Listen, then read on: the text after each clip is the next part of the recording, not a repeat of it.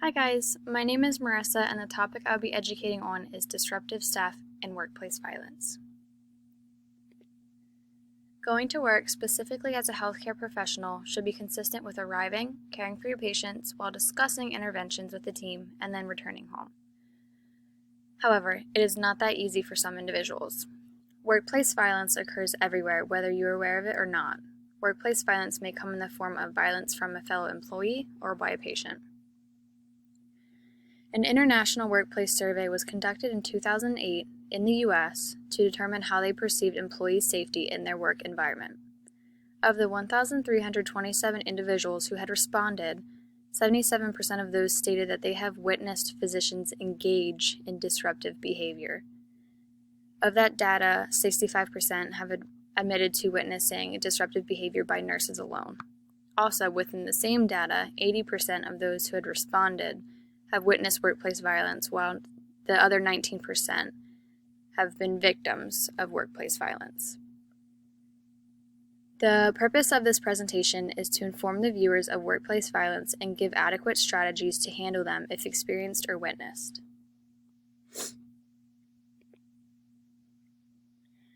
Disruptive staff and workplace violence go hand in hand. Disruptive staff is defined as inappropriate behavior which disrespects an individual while hindering delivery of their patient care. Workplace violence are situations where staff is abused, threatened, or assaulted while being in their work environment. Workplace violence may look a lot like employee-to-employee or patient-to-employee altercations. There are two types of violence, physical and psychological. Physical violence is an intentional act of aggression causing injury or trauma.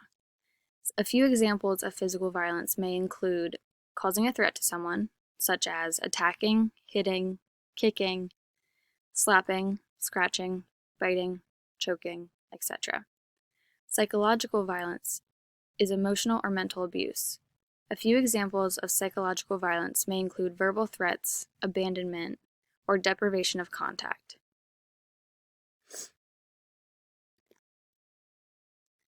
According to Sullivan 2018, harassing behaviors include bullying, lack of civility, and horizontal violence.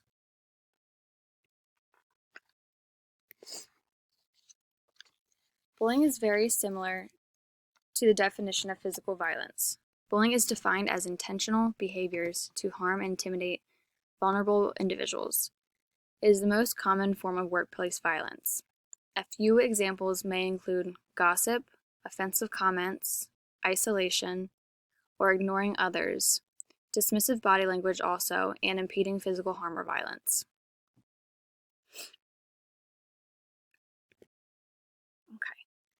Lack of civility is defined as a lack of proper mannerism or lack of regard to others. In the Latin language, incivility actually refers to not of a citizen. A few examples may include any disrespectful, rude, or impolite behaviors, such as swearing.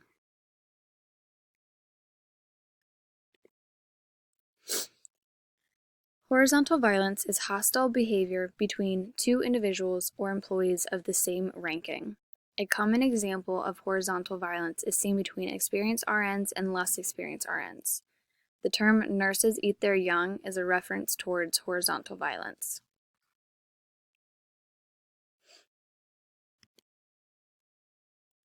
According to Betcher of 2012, nurses in general are a vulnerable population and are directly affected in workplace violence by aggressive patients, family members, and other healthcare professionals. The most common cause of workplace violence seen in a healthcare environment is due to stress, lack of leadership, difficult working conditions, and/or low self-esteem. As already stated, new nurses are typically the target when it comes to workplace violence, especially between nurses, due to their lack of confidence or self-esteem as a new nurse.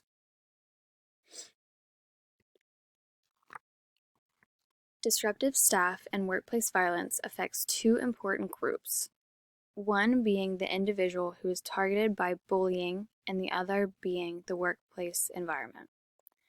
However, if an individual is affected drastically, it is likely the environment will also be affected. With that being said, a few effects on the individual may include depression, low self-esteem, avoid asking for help, and keeping to themselves. Workplace environment may show its effects by lack of success of the unit or the whole workplace environment and lack of employee retention. Certain units that have more drama in comparison to another unit will likely show an increase in turnover rate.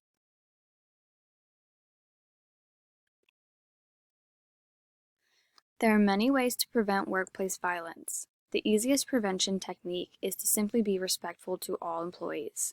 However, in most cases, the prevention responsibility may fall in the hands of a manager position, unfortunately.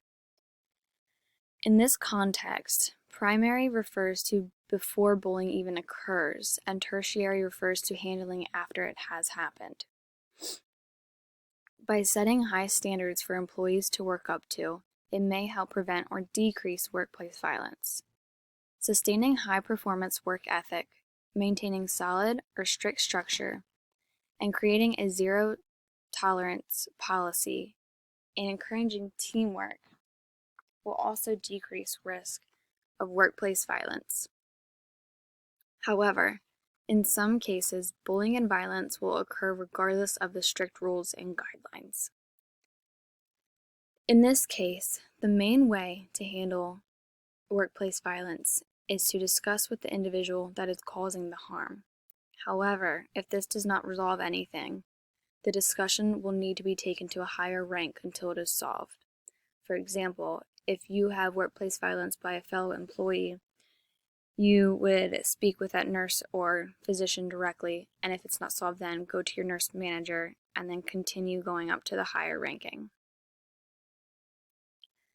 Another way is to offer support to those affected and potentially fire or terminate the individuals that are causing the harm to the others.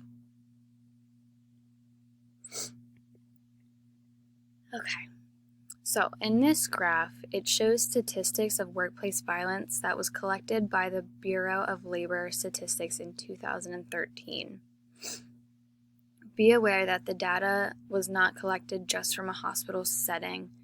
It was collected just by healthcare worker injuries in any source of healthcare. So with that being said, the 80% of violent incidents reported were due to patients were causing this. Of the 12%, they were caused by other clientele. 3% were caused by students. The other 3% were caused by fellow coworkers. And then 1% was caused by other, and the other 1% was caused by a suspect or inmate. Okay. So the link below is a brief video of violence in healthcare recorded by the American Nursing Association, or ANA. So we'll go ahead and take time to watch this.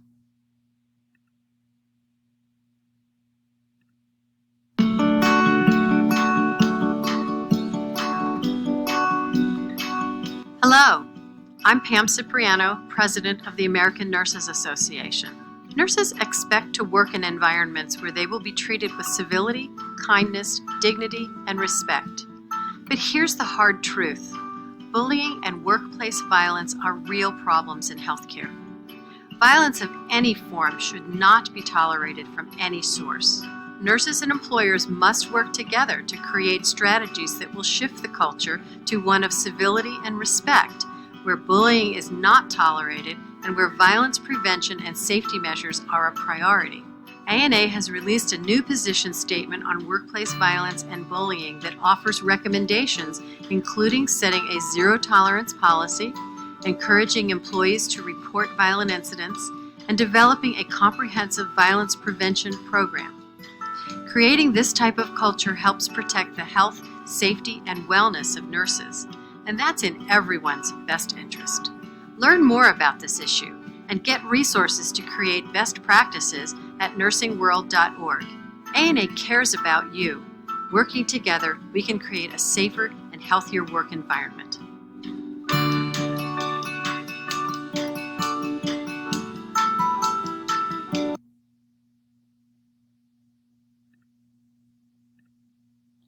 Alright guys, so as you could see in the video, it just gave a brief overview of what I had already talked about.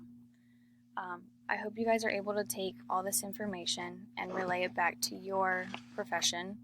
If you've ever been a bully or have ever been victimized by a bully, I hope you're able to take all this information and learn from it, educate yourself as well as others, and help prevent workplace violence in your workplace environment. And these are my references that I had used throughout this whole presentation. Thanks for watching, and I hope you guys enjoyed my presentation and can take it to your workplace. Thanks.